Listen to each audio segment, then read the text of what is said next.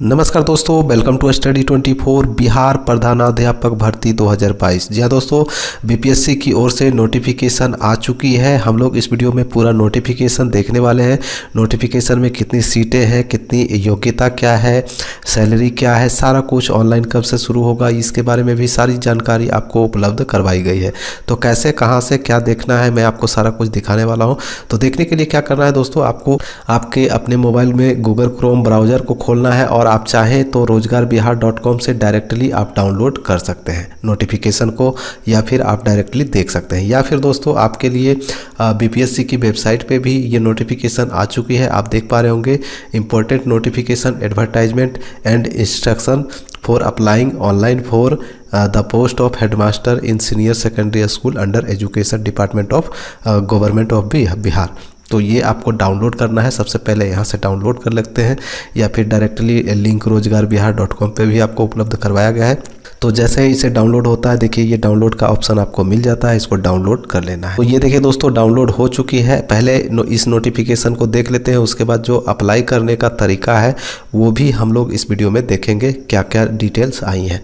तो सबसे पहले इसमें बताया गया है कि शिक्षा विभाग बिहार के अंतर्गत जो है उच्च माध्यमिक विद्यालयों में प्रधानाध्यापक के कुल 6421 पदों पर यह भर्ती निकाली गई है, जिसमें सुयोग्य कोई भी भारतीय नागरिक, चाहे वो बिहार का हो, चाहे बिहार राज्य के बाहर का निवासी हो, जैसे झारखंड, यूपी, कहीं के भी आप रहने वाले हो, तो आप आवेदन कर सकते हैं। ठीक है, अब यहाँ पे सीटों की संख्या आप देख लीजिएगा, अपनी कैटेगरी वाइज क्या सीटें दिखाई गई है। जैसे कि ये मैं आपको दिखा देता हूँ, ये जनरल है, ये ईडब्ल्यूएस है, ये एससी है, ये एसटी है, ये आपका ईबीसी है, जो बिहार में ईबीसी होती है वो है, और यहाँ पे बीसी है। और बीसी के जो फीमेल कैंडिडेट है उनको 3% अलग से आरक्षण है, तो उनके लिए यहाँ पे सीटें दिखाई गई है। तो अपने अनुसार देख लीजिएगा कि आपकी कैटेगरी में कितनी सीटें हैं।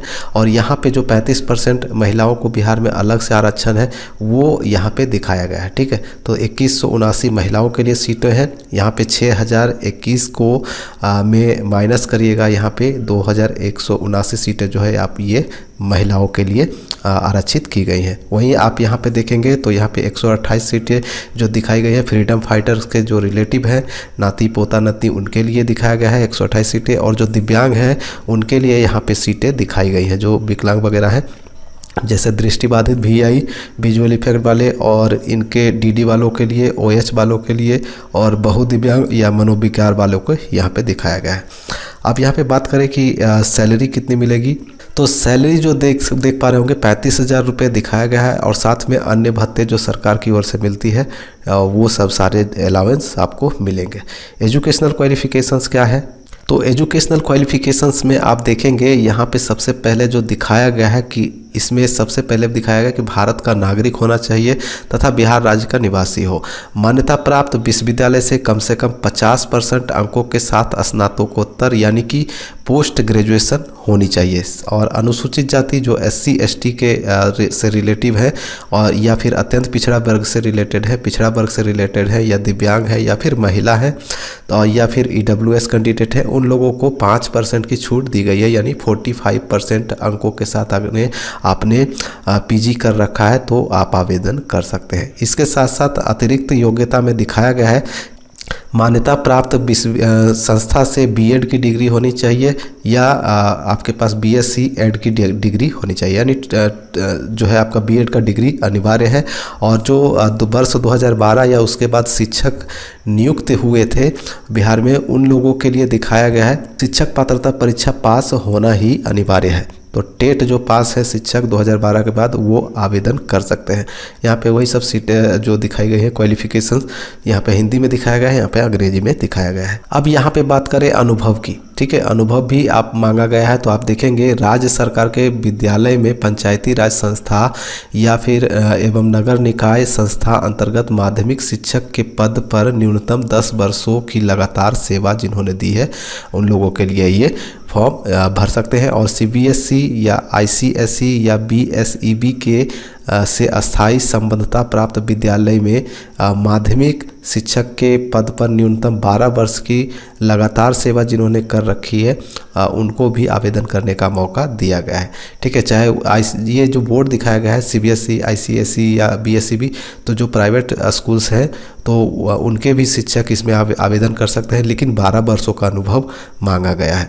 अब राज्य सरकार के विद्यालय में पंचायती राज संस्था एवं नगर निकाय संस्था अंतर्गत उच्च माध्यमिक शिक्षक के पद पर न्यूनतम 8 वर्षों की अगर आपने सेवा दे रखी है तो भी आवेदन कर सकते हैं। अब यहाँ पे भी दिखाया गया है, देख पा रहे होंगे, CBSE या ICSE या BSEB से स्थायी संबद्धता प्राप्त विद्यालय में उच्च माध्यमिक शिक्षक के पद पर अगर आप न्यूनतम 10 वर्षों की सेवा दे चुके हैं तो भी आप आवेदन कर सकते हैं।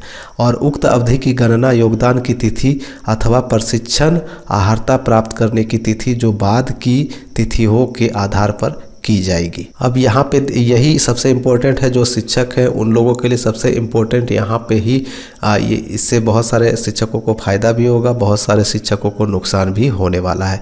तो यही बातें जो है ध्यान में रखनी है कि उक्त अवधि की गणना जो करेंगे वो योगदान की तिथि अथवा प्रशिक्षण जो आपने लिया है उसको प्राप्त करने की तिथि जो बाद में आएगा उससे आपको निर्धारित करनी है। अब यहाँ पे आगे जो दिखाया गया है, अब उम्र दिखाया गया है, तो उम्र अलग अलग दिखाया गया है। आप देख पा रहे होंगे कि नगर निकाय संस्थान अंतर्गत कार्यरत शिक्षक के लिए न्यूनतम एवं अधिकतम आयु सीमा अलग से निर्धारित नहीं की जाएगी। CBSE या फिर ICSE या फिर BSEB से संबद्धता प्राप्त विद्यालय कार्यरत शिक्षकों के लिए दिनांक 1/8/2021 को न्यूनतम उम्र जो है 31 वर्ष होना चाहिए तथा अधिकतम उम्र जो है वो 47 वर्ष होनी चाहिए। वहीं आरक्षित वर्ग के शिक्षक जो हैं उन लोगों के लिए दिखाया गया है कि कम से कम 31 साल होना चाहिए। और यहाँ पे दिखाया गया सामान्य सीमा में सामान्य प्रशासन विभाग बिहार सरकार द्वारा प्रावधानित छूट दी जाएगी। जो आरक्षित वर्ग को छूट मिलता है वो लागू होगी और सेवानिवृत्ति की तिथि जो है वही निर्धारित की जाएगी 60 साल। और भी छूटें दिखाई गई है जो कि आपको इससे पहले डाउनलोड कर लीजिएगा और या फिर स्क्रीनशॉट ले लीजिए और इसको अच्छे से पढ़ लीजिएगा।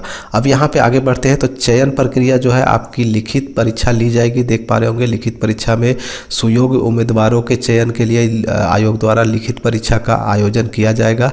यह परीक्षा 150 प्रश्नों की होगी। ठीक है, 150 क्वेश्चंस का पूछा जाएगा। 150 क्वेश्चंस पूछे जाएंगे जो कि ऑब्जेक्टिव प्रकार के होंगे, जिसमें सामान्य अध्ययन का 100 अंक एवं BEd कोर्स से संबंधित 50 अंक की परीक्षा OMR सीट पे ली जाएगी, यानी ऑफलाइन आपका एग्जाम लिया जाएगा और गलत उत्तर के लिए 0.25 अंक काट लिए जाएंगे। और टोटल जो है आपका परीक्षा का टाइम जो होगा 2 घंटे की ये परीक्षा ली जाएगी। इसमें कोई भी इंटरव्यू नहीं ली जाएगी। ठीक है, इंटरव्यू नहीं ली जाएगी, लेकिन आपको एग्जामिनेशन में देख सकते हैं, एग्जामिनेशन में आपको बताया गया है कि शामिल सामान्य वर्ग के उम्मीदवारों को 40% अंक लाना अनिवार्य है। जो परीक्षा देंगे उसमें 40% अंक लाना अनिवार्य है।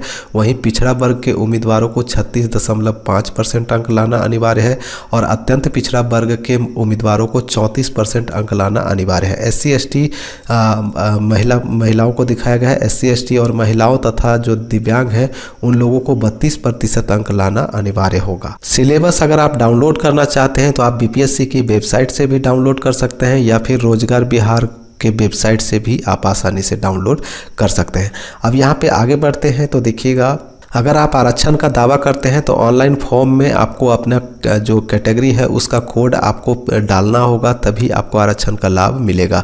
तो ये आरक्षण का कोड है, आप देख पा रहे होंगे। SC के लिए ये हो गया 02, ST के लिए 03, EBC के लिए 04 और BC के लिए 05 और EWS के लिए 07 होगी। जो बिहार के बाहर के कैंडिडेट होंगे उन लोगों को इसमें कोई भी जो है आरक्षण का लाभ नहीं मिलेगा। आपको आवेदन करते वक्त कोई भी डॉक्यूमेंट नहीं ली जाएगी, लेकिन आपको जब आपका साक्षात्कार के रूप में जब काउंसलिंग की जाएगी उस समय आपको मैट्रिक का प्रमाण पत्र की आवश्यकता पड़ेगी। ठीक है, मार्कशीट और जो आपका अंक पत्र है और मूल प्रमाण पत्र है उसकी आपको मांगी जाएगी। उसके साथ साथ जितने भी आपकी शैक्षणिक योग्यता है सारे के सारे आपसे मांगे जाएंगे। अगर आप आरक्षित कैटेगरी से रिलेटेड है तो आपको जाति वगैरह भी देनी होगी। अब बात करते हैं कि आप जो ऑनलाइन करेंगे तो उसमें आपको कितने फीस फीस लगने वाले हैं। तो अगर आप जनरल से हैं तो आपको 750 रुपये लगेंगे।